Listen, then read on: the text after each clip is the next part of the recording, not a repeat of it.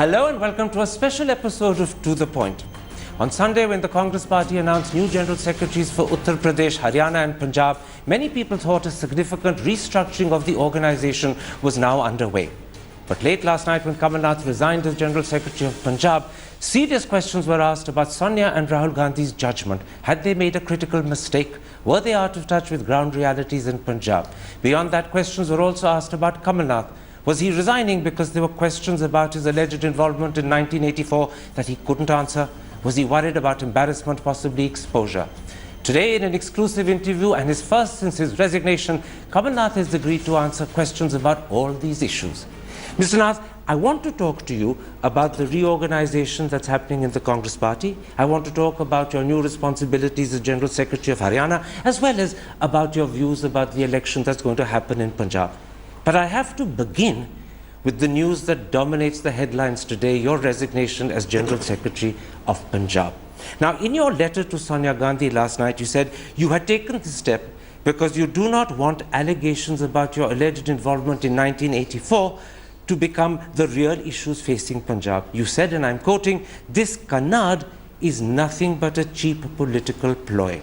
You added, certain elements are raking up these issues only for political gains. Skeptics, however, say that's just a cover-up. They say you're embarrassed by the questions you have to answer regarding your alleged involvement in 84. You don't know how to answer them. You're worried about exposure. For 32 years, there's no charge against me. There's no case against me. For 22 years, nobody uttered a word. There was not a press statement. There was not a charge. There was a commission formed, the Mishra Commission. There was a special investigation team. Nobody went to any of these for 22 years and said a word about me. Not even the press said a word about me. And 22 years later, somebody goes to the Nanavati Commission, which was formed by the BJP government, and files a complaint. The Nanavati Commission examines it, cross-examines him, and comes to a conclusion exonerating me. In fact, saying, if I read out to you, it is not possible for the Commission to say that he had in any manner instigated the mob or that he was involved in the attack on the Gurudwara. Let me finish.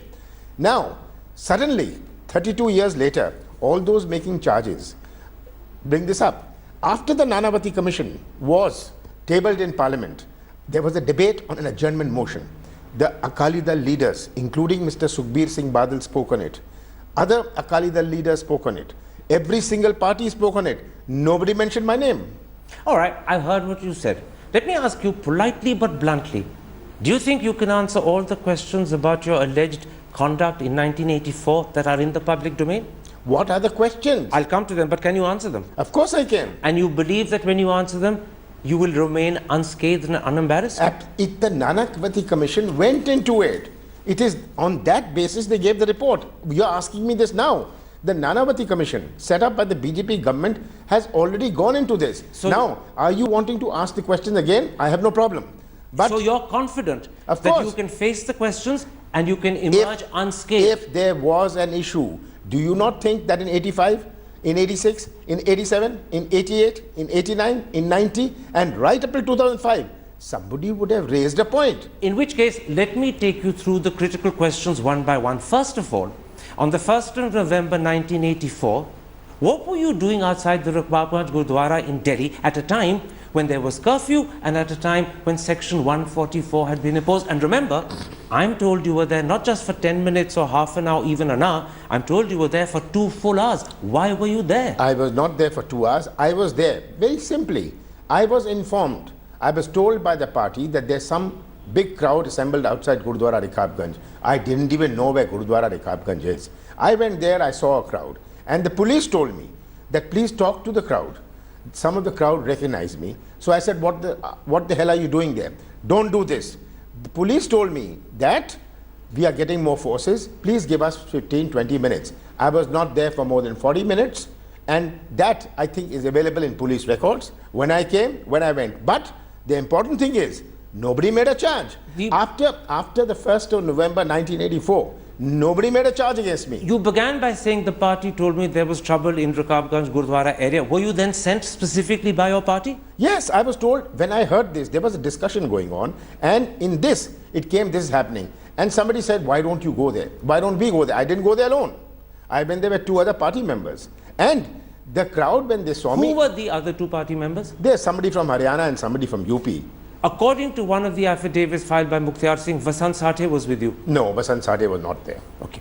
Now, one of the people who was there and has given an affidavit to the Nanavati Commission is in fact Sanjay Suris, who at the time was a reporter with the Indian Express. He makes 2 points. First of all, he says you were there, that you were giving directions to the crowd and you were controlling the crowd and you ended up restraining the crowd, and that is to your credit. But Sanjay Suris makes a second point as well.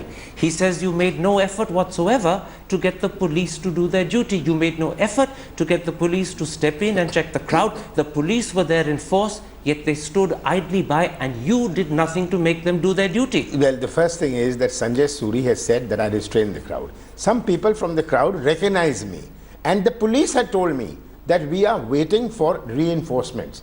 Please keep speaking to them so that our reinforcements arrive. Simply, that's all what I did. And the moot point is, after that, nobody made a complaint. You're saying something very important. You're saying, first of all, the police were waiting for reinforcements, therefore there weren't sufficient police numbers. That's true. And secondly, you're saying that the police asked you to keep talking to the crowd so that they could get time to get the reinforcements absolutely. there. So in other words, you're saying you were cooperating with the police. I was helping the police. I never went there to help the police. I went there to see what was happening. When the police told me that, normally, after having spoken to them for 10-15 minutes, they also say that, Sanjay Suris also says the crowd started dispersing when I talked to them, because they wanted 20-25 minutes or whatever it is for the reinforcements to arrive. Let me quote from Sanjay Suris' book. It's called 1984, The Anti-Sikh Violence and After. This is what he writes.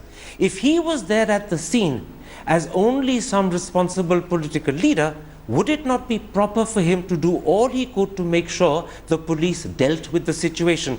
Instead, he was there in direct communication with the crowd, with the police idle to a side. Absolutely right. The police were idle, and he says you did not get the police to intervene. You made no effort to get the police to intervene. It started with me talking to the police. It started with the police telling me you talk to them. They were waiting for reinforcements. I couldn't jump on the police. I'm not a police officer. The police know their job. I was talking to the crowds because the idea was to somehow diffuse the situation. And I think I very successfully diffused the situation. I should be awarded for that and rewarded for that. So you're saying that Sanjay Suris... Here's another witness saying so. You're saying Sanjay Suris' belief in perception and interpretation that you did nothing to get the police to do their job is wrong? That in fact you were helping the police gain time till their reinforcements came? Because the police asked me that give us 20 minutes, our reinforcements are arriving. Now I could not stand with the police and tell them you start firing. That was not my job. All right. Sanjay Suris makes a second point as well. He says, and I'm quoting him, Kamal Nath and that crowd had a connection. He signaled, they listened. And they were only likely to respond to him if they were from the Congress party and accepted him as their leader. Does your presence at the Gurdwara and the fact that the crowd was listening to you and taking directions from you suggest that these were Congress supporters? Does it prove that there's a Congress connection to 1984? No, it does not. The crowd recognized. I said so right in the beginning to you that some people recognized me. Now, I didn't recognize them as congressmen. I recognized them as some people. I didn't know their names. I didn't recognize them. They recognized me. And when they recognized me, I told them, don't do this. This is not right. What are you doing? They made all kinds of acquisitions. I said, nothing doing. You're not going to do this. Some of them started dispersing. It was a motley crowd. It was an unmanageable crowd. And all the time, I was just buying time to see that the police could get reinforcements. In fact, I was helping the police, as you said. So, in fact, the crowd responded to your directions and listened to you because they recognized you, not because they were Congress people there acting at your behest. I do not know. They were not acting. Even the Nanavati Commission has said that I never instigated anybody. The crowd was already there. I went there because the crowd was already there. And they acted on my behest by dispersing. Okay. That is the point to be made. Let's come to another allegation made about you. This time it comes from Mukhtar Singh. I mentioned him a moment ago. He was an eyewitness. He was also given an affidavit to the Nanavati Commission. He says, you and Vasant Sathe, he names both of you, told the police, instructed the police to fire at the Gurdwara. I was not there when the police was firing.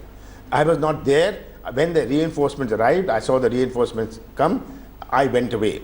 And the Nanavati Commission has dealt with his statement. The first point you asked, that you were seen there. It's not question of seen there. I filed an affidavit saying I was there. So it's not something which was discovered. It was me who was saying I was there because I thought I had done a great job. Okay. Now Mukhtar Singh saying I was there with Vasant Sathe. Vasant Sathe was not there. Even the Nanavati Commission has said so. That's one error. The next error, that I told the police to fire. I wasn't there when the police started firing. So Mukhtar Singh is completely wrong, you're saying? And the Nanavati Commission has said so. Has said, and I will quote, the Nanavati Commission has said that they have said that Shri Mukhtar Singh and Shri Ajit Singh stood amongst the mob and they could not have heard anything that Shri Kamal Nath told the person in the mob. What Shri Mukhtar Singh and Ajit Singh have stated about Kamal Nath is by way of an inference drawn by them. All right. Now, damning allegation against you is made by the lawyer H.S. Phoolka.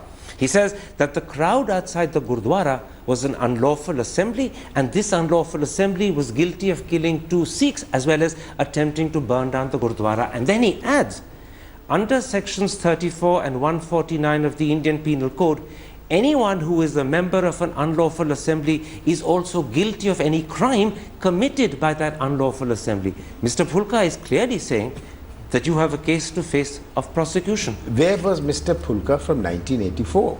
From 1st November? Did he file a case? Did he file a complaint? Did he file an FIR?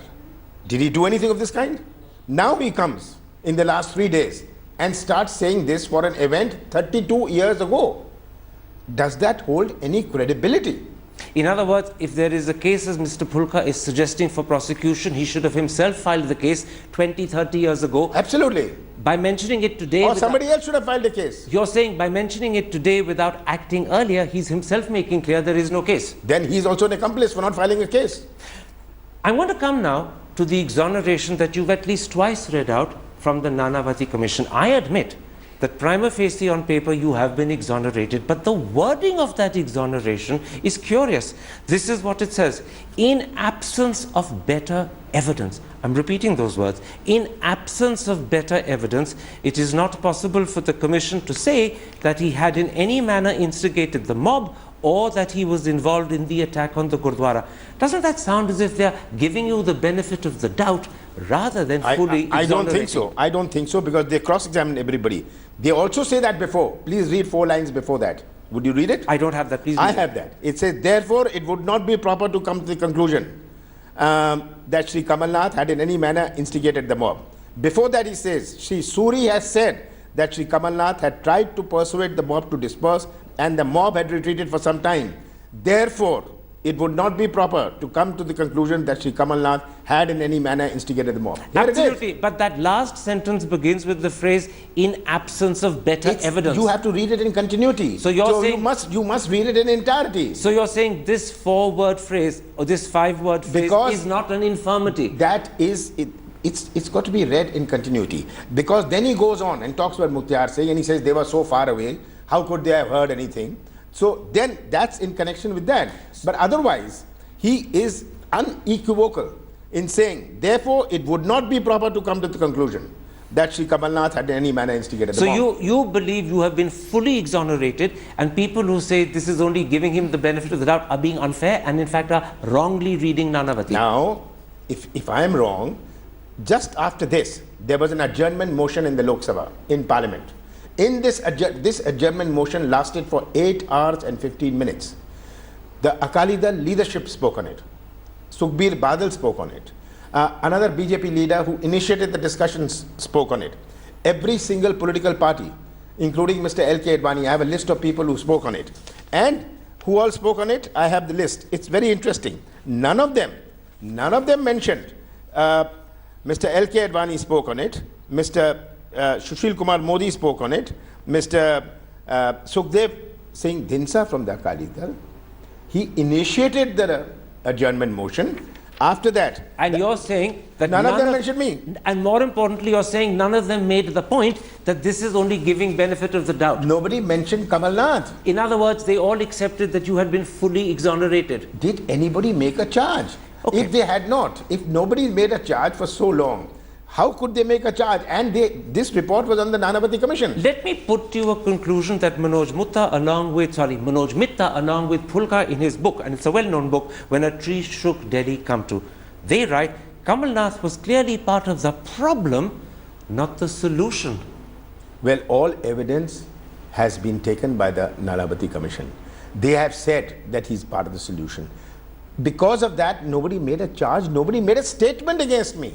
In 85, 86, and for the next 30 years, somebody could have, if nothing else, made a press statement. In fact, what you're saying is that because no one has made any statement about you, by name or even indirectly, for 30 years, means that even your opponents, who should be gunning for you, believe there is no case against you. Isn't that evident? Have you seen any statement? Did you see any statement for 22 years? Did you see any statement for 32 years? Did you see anything? Did you read about it? You may well be right when you ask the rhetorical question, isn't it evident? However, M.S. Gill, who was a colleague of yours in Manmohan Singh's cabinet and who has only recently stepped down from being a Rajya Sabha MP for Punjab, has said to the Tribune yesterday that making you General Secretary of Punjab is rubbing salt into 1984 wounds. What was he doing for 32 years? He was in the cabinet with me. What was he doing for 32? He was a member of the Congress Party. Forgive me, he's not saying that you've got a case to answer so much, although he may be implying that. He's saying that given the question marks around you, making you General Secretary is rubbing salt into wounds. That's a comment he can only make after you become General Secretary, not earlier. The question only came up after I became General Secretary. Now, if for so many years nobody said a thing, if there was an iota, somebody would have mentioned something. And Mr. Gill, if he thought there was something in it, he would have certainly come up with it at some point of time.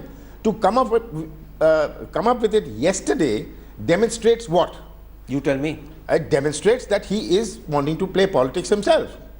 In other words, he's being both unfair to Kamal Nath, a former colleague, and he's playing politics against his party. Isn't it obvious? You know, he's went one step further. When he was asked by the Tribune that in fact Nanavati had exonerated you, he replied by saying those commissions only served to cover up. This was a commission set up by the BJP government. The commission also indicted. It's not that the commission said everybody was all right. The commission indicted several people. In fact, the point you're making is that your greatest exoneration comes from the fact that a commission set up by the BJP when Vajpayee was Prime Minister exonerated you. And it was a BJP Akali alliance. Yet, at the end of the day, you felt you compelled to resign. Do you believe now, looking back, that Sonia and Rahul Gandhi made a mistake making you General Secretary? I don't think they made a mistake. I think they took the right decision. The question that this would be whipped up, it was not theirs, it was my decision to resign. Why? Because the issue of drugs, the issue of youth, the issue of farmers, I don't want this issue diverted. And why? Since the other political parties now want to divert the attention to some other subject, seeing that they are sliding down, now want to rake up this issue. So keep this issue alive, raise an issue which was a non-issue for 32 years. You know, you began that answer by saying, I myself decided to resign. I want to ask you again, politely but bluntly, was this entirely your own voluntary decision, or were you asked and advised to resign? It was entirely my voluntary decision. The first time I talked was after I had my letter ready. When I dispatched my letter, I informed Mrs. Sonia Gandhi that this is my decision. She was not even in town yesterday. So that's why it happened in the night. This is very interesting. You informed Sonia Gandhi after you sent her the letter. That I am sending you such a letter, that's it. Did she attempt to dissuade you? No, she said, is that your decision? I said, yes, I think it's in the interest of the Congress party.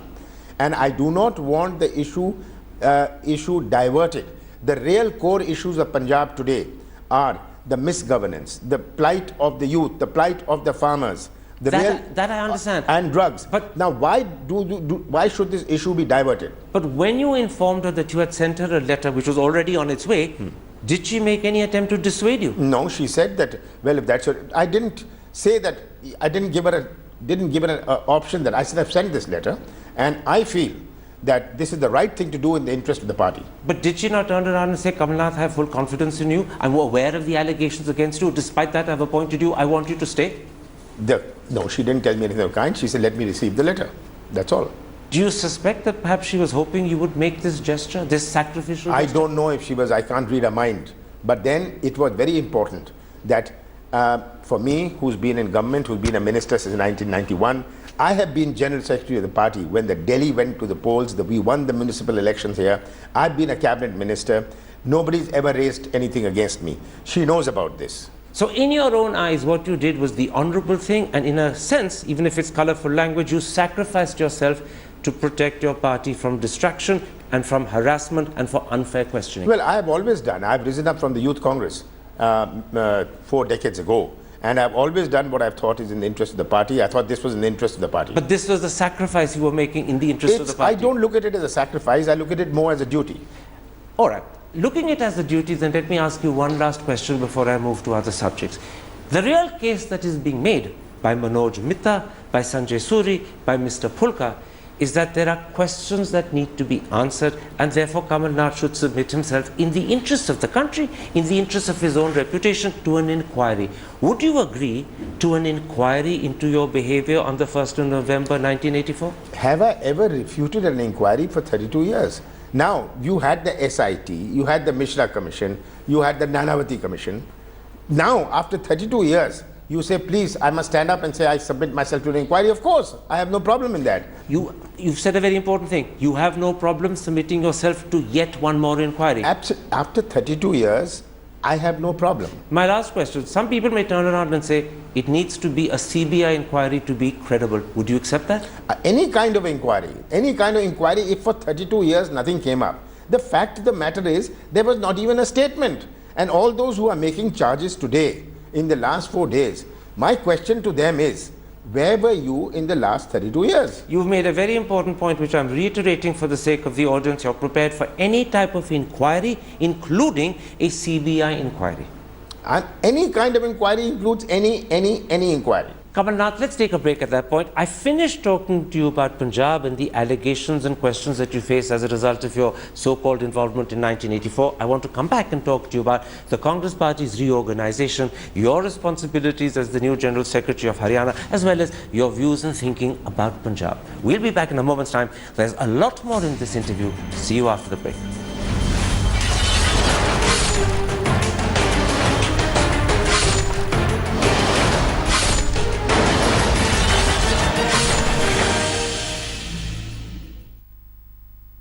Welcome back to a special episode of To The Point, an exclusive interview with Kamal Nath, and it's the first after he offered his resignation to the Congress President late last night.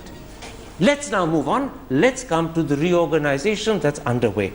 Many people believe that it's only a matter of time before Rahul Gandhi takes over as President of the party. That will be not just a generational shift, it will be a moment when young people will come to the front. And yet, on Sunday, when 2 new General Secretaries were announced, it was stalwarts like you and Ghulam Nabi Azad, and both of you are well past 65, nearing 70. How do you explain this? Well, he has always said that there has to be a mix. There has to be a mix between experience and a younger generation. And that's what I think is in his ultimate game plan.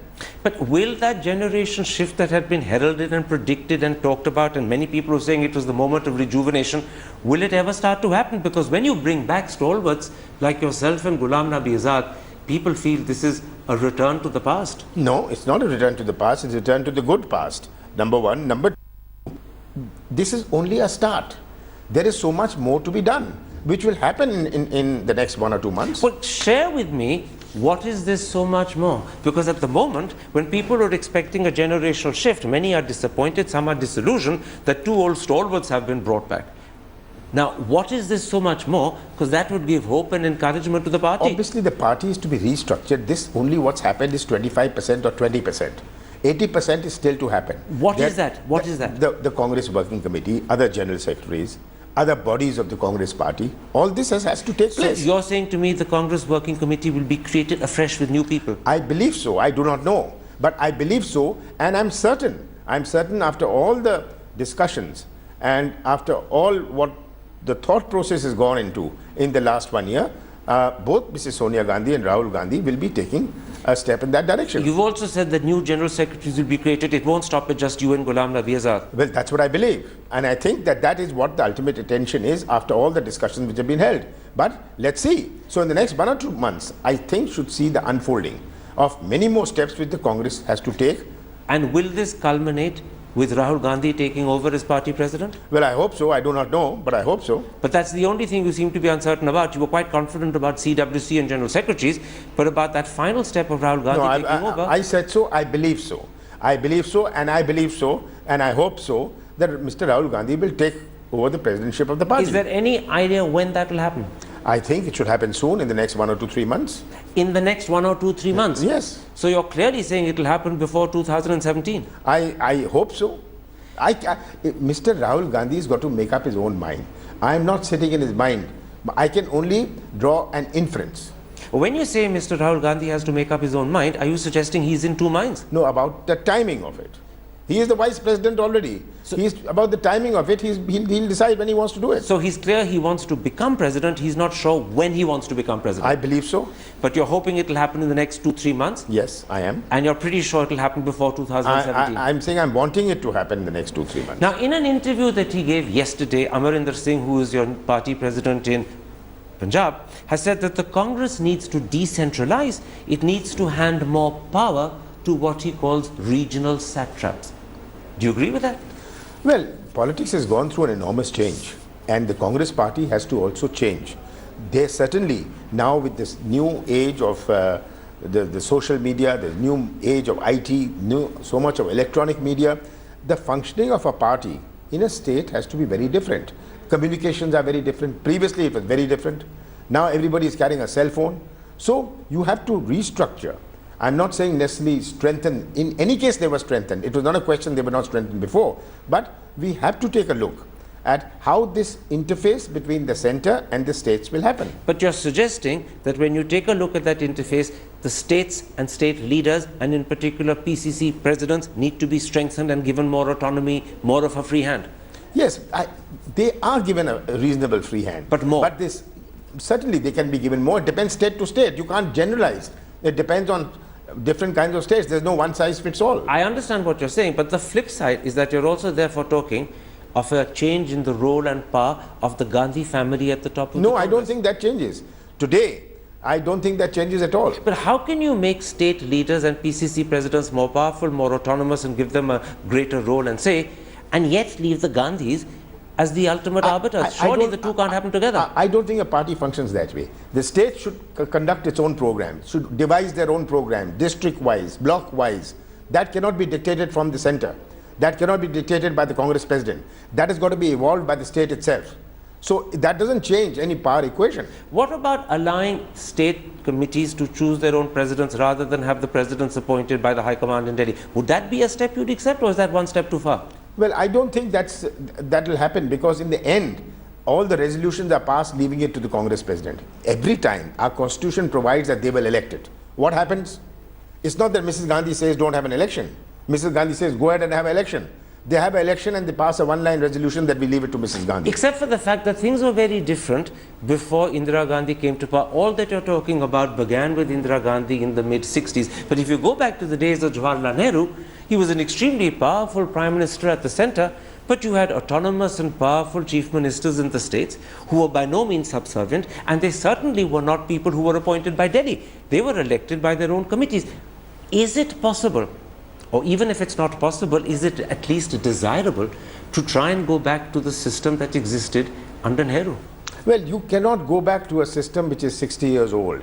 At the same time, you've got to evolve a system which is more attuned with today.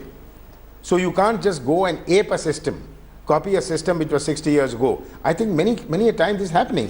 When Mrs. Gandhi appoints a state president, there are consultations held with a large number of people, which is almost like an election. But then you're saying something very interesting. It is desirable for state leaders and PCC presidents to be given more autonomy and more of a say in what happens in their states. But at the same time, it's impossible to go back to the system as it was under Jawaharlal Nehru. Absolutely. That's outdated. So in other words, the role of the Gandhi family at the center and the influence they have and the power they have will remain intact. It should remain intact. It should remain intact. So there's no dilution in the Gandhi family and its power. There's only some increase, maybe marginal, maybe more, in the power of state leaders. The state leaders must evolve to make their own programs, district-wise. Even within a state, there is no one-size-fits-all. Every district has different politics. This is how it has changed over the last 20, 30, 40 years. And you want to go down that road further, but you want to retain intact the power and position of the Gandhi family. That's provided in our constitution. Now, Amarinder Singh has also said one other thing. He said it's important that he be announced as quickly as possible as the chief ministerial candidate of the Congress party in Punjab. He says if there's undue delay, this will spoil the momentum of the party. It could even damage, if not completely erode, your chances of winning the elections. Do you agree with him? Well, I think to a large extent I agree with him, because the people today are looking at a leader of the state. Who are they voting for? Not merely a party, which face?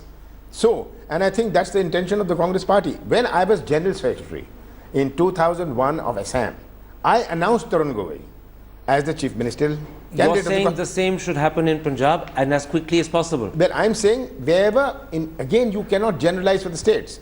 And I do not know enough about Punjab, but as of now, but I think as a rule and as a principle, wherever possible, we should announce the name of a Chief Minister's candidate of the Congress party. And it therefore follows the sooner they announce Amarinder Singh's name, the better. Well, the elections are near. The elections are only 8 or 9 months away.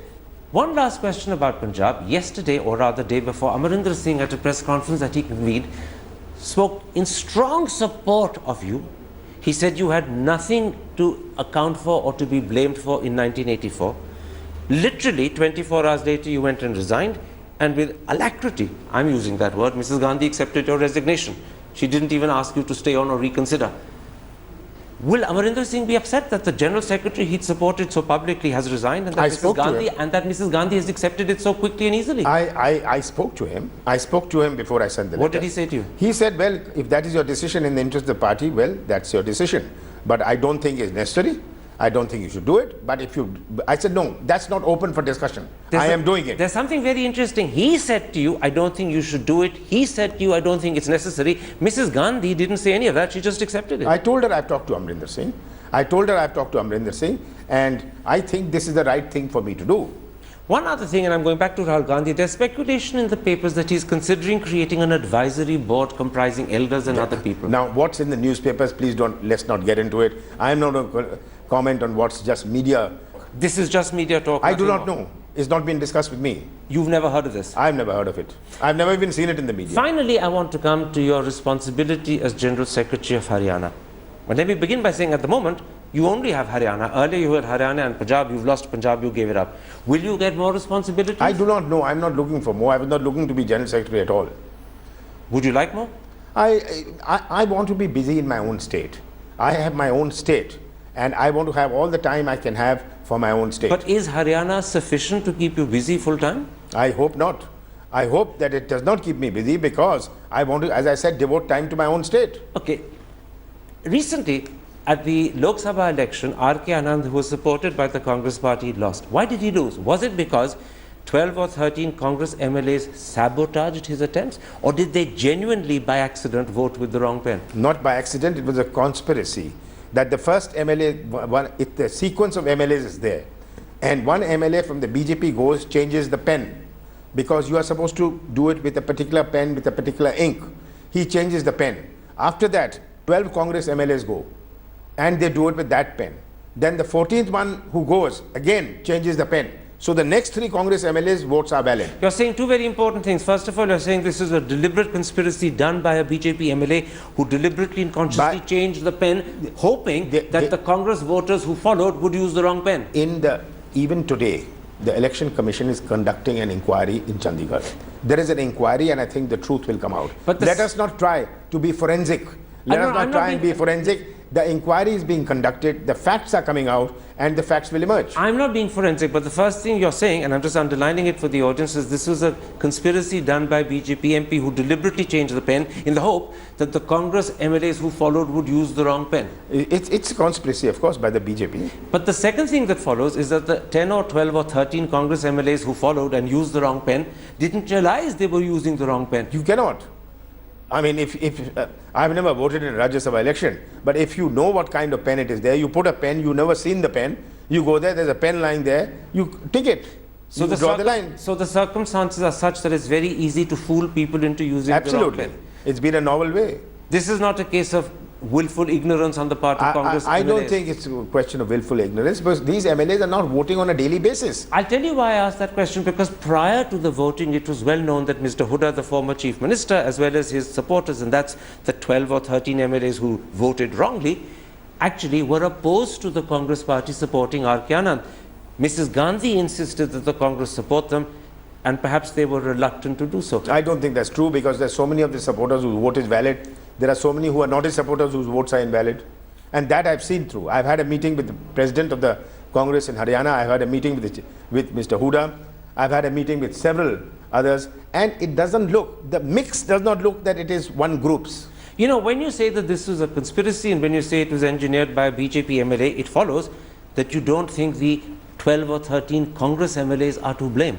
Well, an inquiry will prove it. The Congress is also going to conduct an inquiry. The Congress is conducting an inquiry. Well, the Election Commission is conducting an inquiry. They are there today in Chandigarh, conducting an inquiry. They've called all the people. They've summoned a lot of people. And they will see the sequence. Also, I believe there's a videography. And why should? That videography will show how much time was spent in the booth, how much time did each say so. All these things will emerge. I can understand that you're waiting for the Election Commission to conduct an inquiry, but aren't you separately yourself as a party going to conduct an inquiry? Absolutely. We're going to talk to everybody. But when? It's just 3 days. This happened on Sunday or Saturday. And today we are on Thursday. I'm going to talk to all the MLAs. I got the impression from your answer that you're waiting for the Election Commission to complete its inquiry before you start yours. No, not at all. I said even the Election Commission, we are having an inquiry, and even the Election Commission is in the process of an inquiry today in Chandigarh. You know, this is not the first time that in a state you've actually suffered this sort of, I'm calling it dissension in quotes. It's happened in Arunachal, it's happened in Uttarakhand. In both those states you actually lost your government, although you were lucky to get it back in Uttarakhand. It's happening in Himachal, it's happening in Manipur. There is dissent all over in Congress-ruled states. Is that not a sign that at the center, your Gandhi family or the leadership surrounding the Gandhi family is unable to contain dissent, unable to handle dissent effectively? I don't think so. I think it's the allurement which the BJP is trying to give to MLAs. Why are Congress people getting lured so easily? Well, it's not these people were looking for posts. You can't make everybody a minister. You can't make everybody a chief minister. Do you really believe that the dissension in the 6-7 states I've mentioned is simply a result Where is of the the 6-7 BJP? states? Well, there's in Manipur, Uttarakhand, it was clear. Arunachal, Himachal. In Uttarakhand, Haryana. the court ordered, and rightly so, a test. What happened in the test? No, but the point is... And immediately after the test, all those not only become members of the BJP, one of them becomes a member of the BJP National Executive. But can you explain the dissent in these 5-6 states simply by saying it's the BJP offering a allurement? No, it's I think the temptation. And it is, they are looking for posts, they are looking for positions which they don't think they're going to get here. Isn't this a worrying sign of the Congress falling apart in the states? I don't think prior to the Congress perhaps falling apart in the center? Where is the Congress falling apart? I don't see so. In Uttarakhand, yes, it happened in Arunachal, because Arunachal, the northeastern politics is very different. There was allurement, and there's not a BJP chief minister there also. So you're confident that this is not a sign of impending worse trouble for Congress? I don't think so. We will contain it. I have just about a minute or two left. I want to come back to you. Sitting in front of me is a man who has answered all the questions I could research and find about Punjab, and you've answered them fairly fully. Obviously, I'm not going to comment and judge on your answers. The audience will do that for itself. But I want to ask you a personal question at the end. Are you upset by what's happened? Do you feel that a moment when you were going to come back as General Secretary and get the recognition that your party hadn't given you for a couple of years has suddenly been denied you by a quirk of fate? Well, I'm still General Secretary, but it has hurt me, because after 32 years, if somebody is to charge you when you've been exonerated by a commission, after even those who are now making these allegations have not made those allegations at any point of time. Suddenly, on the eve, when we are in election mode in Punjab, they come and say this. Well, this is really bad politics. It's bad politics, this is a canard, and it just demonstrates that they have nothing else to say. But this has hurt you. It has hurt me tremendously, and because I've not had any stigma in my political life, I don't want this to be a stigma, and I hope this does not remain a stigma. Kamal Nath, a pleasure talking to you. Thank you.